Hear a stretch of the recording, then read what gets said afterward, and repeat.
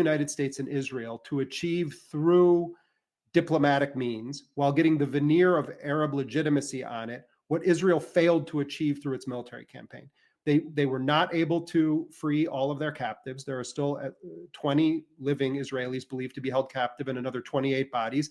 They have not destroyed Hamas. They have not disarmed the Palestinian resistance. They have not gotten Hamas to leave the planet or to agree to disband completely and surrender. So they're trying to essentially win this victory that they are not able to achieve militarily. And I think that what's riding over all of this is, on the one hand, I think Netanyahu wants Hamas to reject this because he'll be in, from his perspective, in his strongest position ever. We got all of these Arab countries to endorse this Trump plan that Netanyahu understands to be a malleable entity that he can shape however he wants it, as he's done with previous agreements. So either way you cut it, Netanyahu feels that he wins. Hamas rejects it or delays. Trump openly said he can go in and resume the genocide. Hamas accepts it, means that they're essentially surrendering the cause of Palestinian liberation if they accept it with no amendments. And while Hamas has not released an official response to this, they just were given the official document actually after it was given to the press in the United States and posted by the White House. Then Qatar and Egypt formally presented it to Hamas. No Palestinians. I'm not talking about Hamas, not even from the Palestinian Authority, the kind of bootlicking entity that is a subcontractor for the Israeli occupation. None of them were consulted about this. So it's a supposed peace plan for Palestine that included the involvement of 0 Palestinians in framing it. But if you really boil it down to it, what this would be is a total surrender agreement. And there is pressure from Gaza. There is pressure from the families of the negotiators.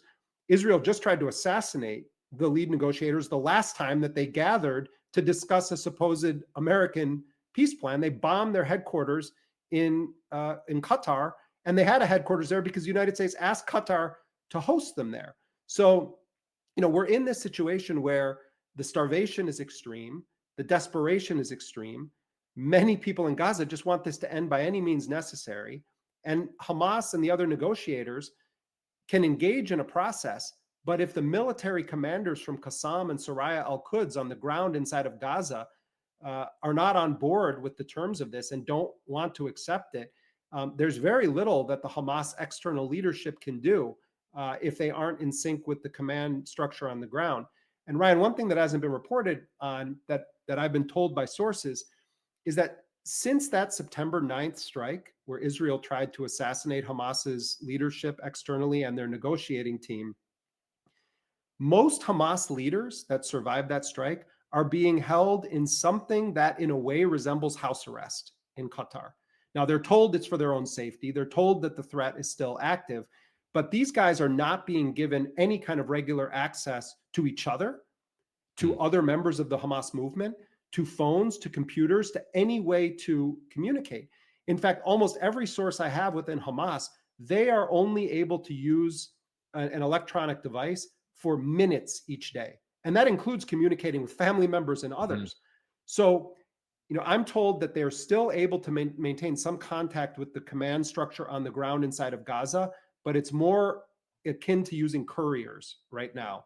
So even though Israel failed to kill the negotiators in this operation, they made it extremely difficult for the Palestinians to coordinate to make sure that if they say they agree to something, everyone is on board with it. They're confident they're going to be able to achieve that. But 3 or 4 days when you've just been bombed and you're being held in isolation conditions, it's tough.